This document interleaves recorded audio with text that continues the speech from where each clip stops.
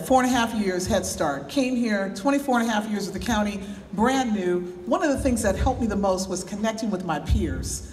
We're part of a cluster that includes San Diego and Orange County and Riverside and other groups. And I was so excited to connect with my peers, all my other Head Start directors. Well, one of them is with us here today, and that's Damon Carson from Neighborhood House in San Diego. Well, the cool thing about Damon is he serves more kids than we do. You know, it's hard to find that because we're pretty large. He has experienced so many things. Even during our federal review, I got to call him and say, Damon, what do you think about this and what do you think about that? Even Jan Lynn, our boss up in San Francisco, would say, have you talked to Damon? Talk to Damon, he's got a lot of wisdom. Well, that wisdom has propelled him up higher and higher to today. He is the chair of the National Head Start Association. And I'm so excited to bring him up. Come on up, Damon. So our neighbor, little Damon Carson, is now the chair of National Head Start. And so what we're going to do is a little interview of Damon so we can kind of get into his head as the chair. This is one of my buddies, man. I'm so excited to be connected to him. I called him and I said, okay, I know you're big time now. You're the chair of the whole nation. But would you come over and share some time with me and my staff at our pre-service? He says, Diana, I got you. So here he is. Let's welcome together Damon Carson. So you know I have some questions for you, and then I'm going to give you an opportunity to share whatever we might not have talked about. But I wanted to start off with, what are your responsibilities as the new chairman of National Head Start Association? Wow, that's certainly a loaded question, but let me first say, good morning, Head Start. Good morning. And there's about 800 of you in here, so we're going to try it again. We want everyone in the Convention Center hallway to hear us this morning. So, good morning, Head Start. Good morning. Thank you. So it's certainly an honor and a pleasure to be here with you this morning. You know, my role as president and chairman of the National Head Start Association has been quite the journey. It is awfully humbling to be able to be kind of the face of 1 million children, 200 individuals that work in programs, 2,000 grantees. That's awfully humbling in the sense that there's a great amount of responsibility that comes with being able to represent what I believe is one of the greatest inventions that this country has ever created, and that's the Head Start program.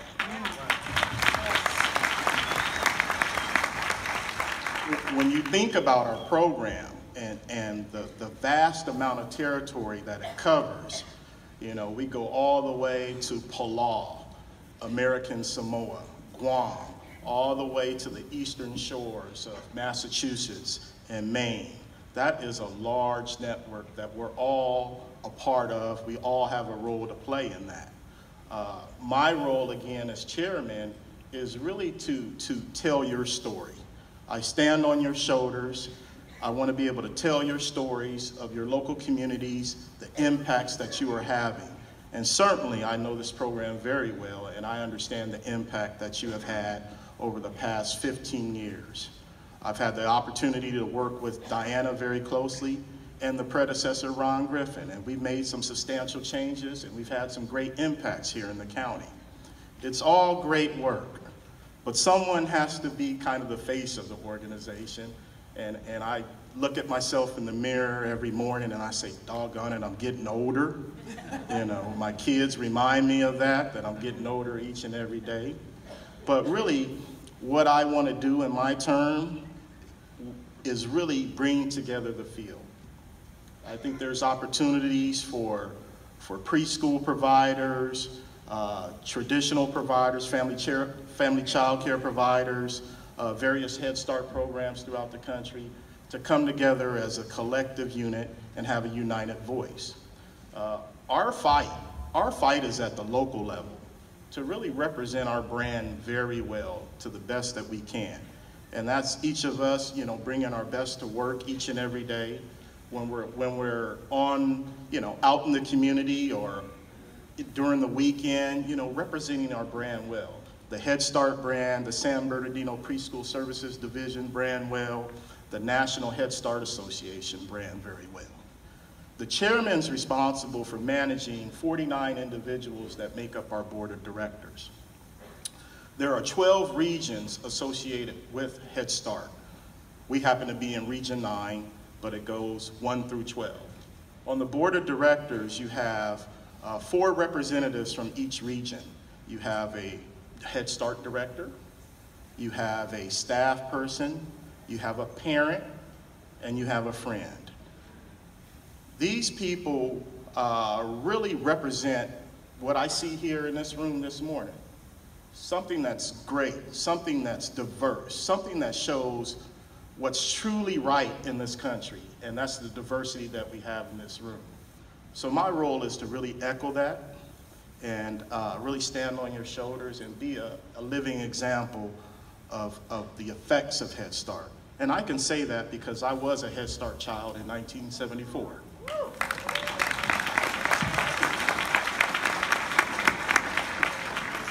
I'm glad you mentioned that, because it's always nice to hear the story behind the person, because people see people and they think, I can't aspire to that. Maybe there was some inherent greatness and you had the perfect environment. Tell us about you being a Head Start child and maybe some of your journey of how you got to this place. Sure.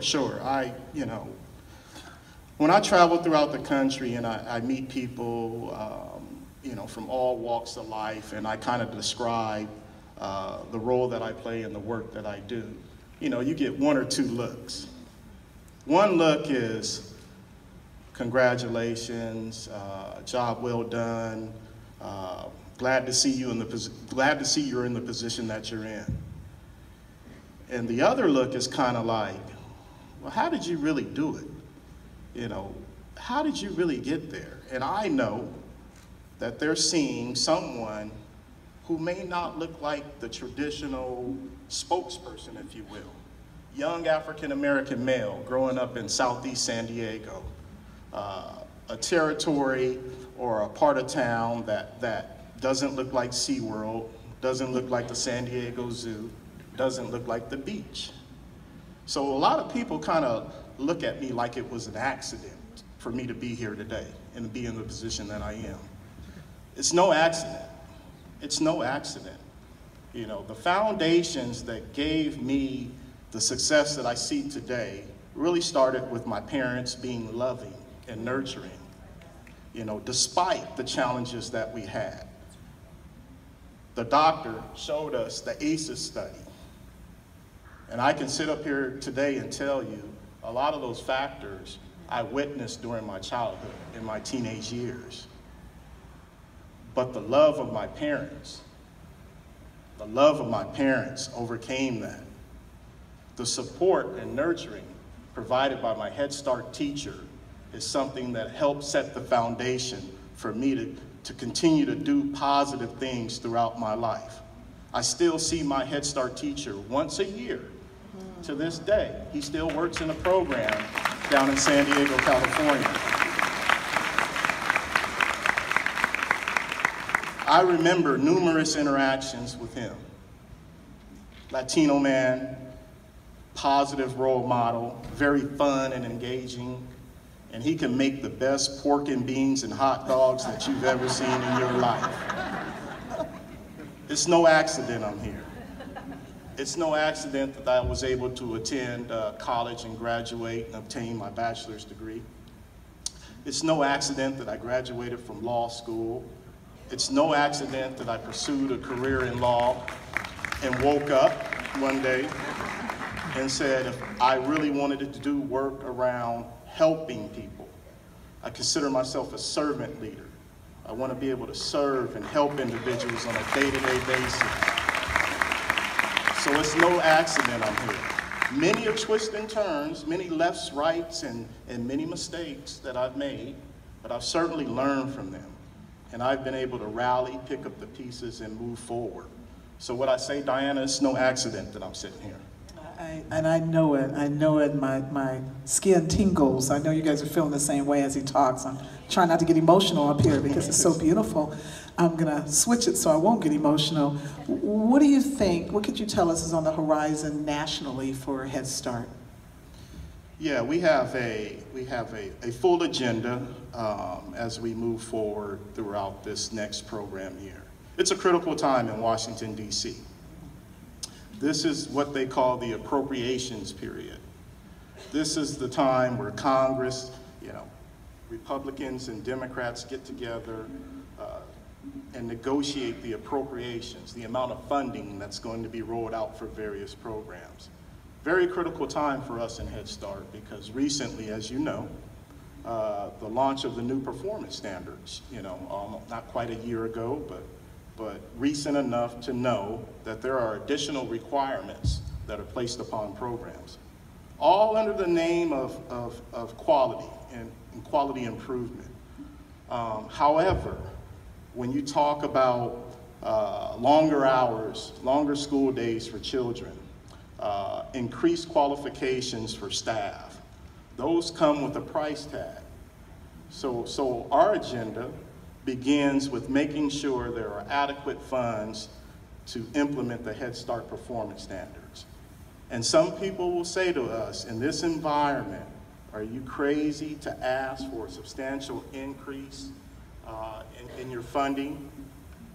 Well, the slide from our previous presenter showed us how important the investment in early education is and what the potential payoffs can be and what the potential impacts can be. Secondly, inside of the appropriations process, we want to be able to address compensation for our teaching staff and our family service workers.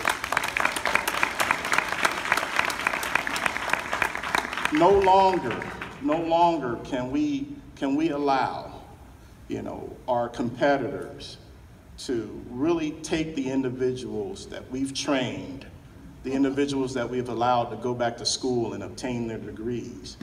We can't allow our competitors to take them away from us, from our communities, from our children, simply for a higher paying job. We have to address that. We have to have the funds necessary to be competitive in this environment. And that's paying you all what you're worth. And that's one of my goals. That is certainly one of my goals that I will continue to advocate for on a daily basis. Certainly, we have a serious issue in this country, the opioids addiction. Reminds me, I was a child of the 70s and I lived through the 80s, so I saw the crack cocaine epidemic firsthand. I see similar characteristics with the heroin addiction, prescription pills addiction.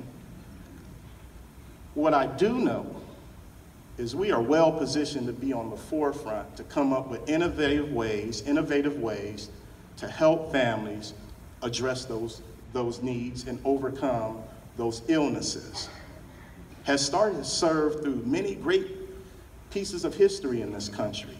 We were there during the 60s and the 70s movement. We were there during the crack cocaine epidemic. We've been serving children through recessions. We're certainly in a position to serve children and families through this next crisis, whether it's opioids addiction, adequate housing, food insecurities. We have been there. We will continue to be there regardless of who is in the administration in Washington, D.C. Yes. Because we are so resilient. We are so resilient as a program that our legacy speaks for itself. Most importantly, we want to be able to continue to demonstrate to the powers that be, the policymakers and the legislators, that Head Start is a worthwhile program. So we're going to continue to push quality improvement, continuous quality improvement that is supported by evidence-based outcomes. As we will say, We're going to walk the walk and talk the talk and make sure we get the funding we need to be a high-quality program from the outer Pacific all the way over to Maine. Thank you so much, and thank you for bringing up funding and your fights to increase funding, because staff, of course, obviously is always asking about pay. You know, when can we get a pay increase, and trying to explain the fact that we continue to be flat funded as an organization, except for a 1% COLA here and there, maybe a 2%. Can you also talk to us, though, as we look at the future, about the risk of block granting and what that could mean if we end up going down that road, and explaining that to staff? Sure. And just to clarify, before we go to the block granting issue, our funding request, we are asking for an additional $750 million this year. Will we get it? Who knows? But if you never ask, you never know, correct? So we want to make sure, again, that we have adequate funding to continue to demonstrate high quality programming all throughout this nation. And can we put that in perspective? Because we got an $85 million and you're able to get a 1% increase. That's correct. He's asking for $750 million, so you can imagine what that would mean. So I just want to make sure that's in perspective. There's plenty of people smarter than me out in the audience. Do the math. That would be amazing. I'm sorry, go ahead. No, it's quite all right. So block granting. Block granting is something that is real. Let's be honest, it is real. It has existed. The thought of block granting Head Start has existed since we opened doors in 1965. There have been a number of presidents that have suggested the programs be block granted to the states. That's certainly something we don't want, and I'll tell you why. Our ability to connect with families at the local level is unparalleled. You can't find another program throughout this country that really says, we come into your house, we meet you where you are, we build relationships with you, we build trust, and from there we try to elevate the family and ultimately break the cycle of poverty. So the funding stream that goes from the federal government to local communities is really important, because it enables local communities to design their program as they see fit to address whatever needs are within that community is necessary when we have our current funding structure. Any mechanism to block grant the program,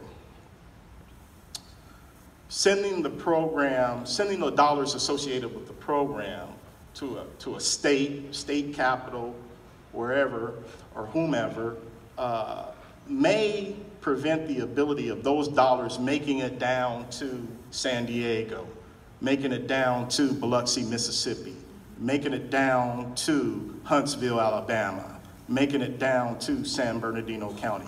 There was one time in this country where they wouldn't allow people who looked like us to attend school. Now, depending on what news outlet you watch, you may see some reminders of that in some of the recent events that we've seen that have happened throughout our country. It is our job, yours and mine, to advocate at our local level how important this funding stream is, so we can continue to have access for all children and families. We don't want a situation where someone gets to decide who has access and who doesn't. And that's what block granting will do for us. So we don't want that to happen. We do not want that to happen. A recent example, and I'm so proud of the Head Start community for this, I believe it was in Indiana about 4 months ago. There was a freshman senator, someone who had never been a senator before, introduced block granting legislation, called it I believe it was the Roll for Improvement for Head Start or something like that. Legislation, wrote it up, started to make its rounds through Washington, D.C., but something very unique happened. As you've seen on the news, a lot of elected officials have been having these town hall meetings in local communities. This individual freshman senator had a town hall meeting in his local community, and the Head Start program showed up. They showed up. They were all dressed in, our primary colors with our logo, and really said to that senator, you don't know anything about us. You do not know our program. You're new to your job. Here we are as a community. We are Republicans, we are Democrats, but we come together in a bipartisan way to do what's best for children and families in Indiana. Must have been a couple of hundred people in the town hall meeting, which was very, another unique thing about it was during those town hall meetings, if you've seen them on the news, people are yelling and screaming. Rooms are divided over health care. Rooms are divided over jobs. The beautiful thing about this town hall meeting is regardless of where you fall on the political spectrum, those people came together to advocate for the benefit of the children and families that we serve in Head Start. Beautiful thing. So we certainly don't want block granting to happen. Understand it is always on the horizon. Understand our fight is at the local level to educate all of our community stakeholders so when they visit their politicians, when they write letters, when they send emails, and they make phone calls, people are listening because those are potential voters at the local level. And all politicians want to have a pulse on their voting base. And if they do something that their voting base doesn't necessarily agree with, they're going to look for effective solutions to engage their base. So we'll need your help in really, fighting the fight at the local level. But block granting, Diana, is not a good thing for our program. Man, this is so great. I wish we had an hour together. But as we kind of come closer to a close, I can't let you go without talking about the new monitoring tools, quality in our programs. Can you talk with us a little bit about NHSA's vision when it comes to that? Sure. At NHSA, we've had what we call a monitoring task force for the past 2 years. This is a group of parents, program administrators, and various staff members from programs, staff members at NHSA, staff members from the Office of Head Start, as a matter of fact, Ann Linehan and Adia Brown, who's in charge of monitoring, is also on this task force. We've been meeting quarterly, at least quarterly, sometimes more frequent than that, to really revise this new monitoring system that you're going to see next month. What I can tell you is they really heard us. They heard the fact that we didn't like monitors or auditors coming in and out of our program. It seemed like every other month, am I right? They were here for class, they were here for environmental health and safety.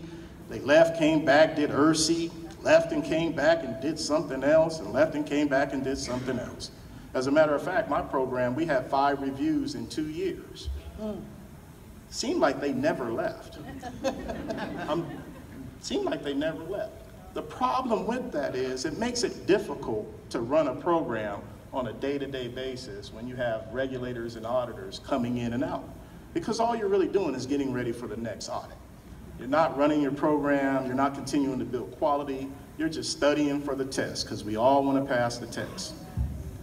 They heard us. What you'll see in this new monitoring system is possibly 3 reviews at the most during a 5-year grant cycle. One will be a review that's virtual. They won't even come on site.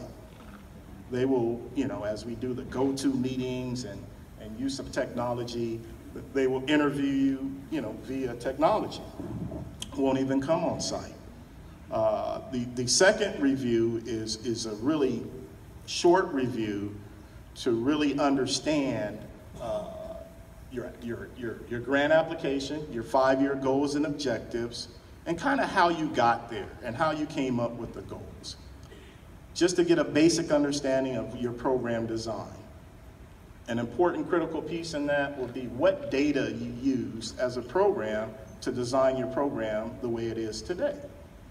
They want to hear from you. They want people to be able to back you up in a sense and kind of say the same thing. Well, we chose this particular service provider in this particular service area because we were experiencing, data showed that we saw a great number of homeless families in this particular area of the county. So we decided to open up and provide services in that particular county based on data. Then they're going to come back for for what we are kind of used to as the tri-annual review, but in a very condensed version. And essentially it's about, did you do what you say you were going to do in your 5-year grant application? And we want to see evidence that you are doing it. We want to see evidence of continuous quality improvement around that, whether it's, you know, innovative things that we tried that may have failed, but we learned from that failure and we've moved on. I'm happy about this new review process because it allows the space for programs to fail. You know, in my own program, Charlotte to tell you, who's here with me today, one of my great staff members, you know, I come up with all these ideas on how we can do things better. They're not all successful ideas. You know, tried a mobile health van years ago. It failed miserably. And like, yeah, there he goes, crazy idea. Flop, it's okay. What did we learn from that? We had to adjust our programming to really be able to meet the health needs of our children and families. And that may not have been through a mobile van. What it was, and what we found to be successful, is really to bring doctors and nurse practitioners and medical staff into the centers and be able to meet with children and families in the school setting. And that's kind of worked well for us. This review process wants to hear about that because it shows you're growing as a program. To summarize, they're really going to focus on data, your use of data, whether it's how we tailor the curriculum to meet the individual needs of children, how we use data to make financial decisions in our program, how we use data to ensure children are ready for school, how we use data for what I like to say, move the needle on families. Secondly, how we have evidence of that, whether it's reports that we use through Promise, Child's Plus, whatever software system you use, Tableau, but reports and data that demonstrate that are accessible to all of our team members in their respective work areas. So you got data, you got evidence. The third piece of these reviews will be, how do you take all that and implement continuous quality improvement throughout your programming? And what changes have you made as a result of that? You do those three things, and everyone in the organization, from the site level to the administrative level, to parents, to board members, if they can speak to that, then you will be very, very successful in this next round of reviews, and you'll be well on your way to receiving a second 5-year grant award. Thank you so much. I'm up here getting choked up. So in closing, Damon, is there anything else you'd like to share with us?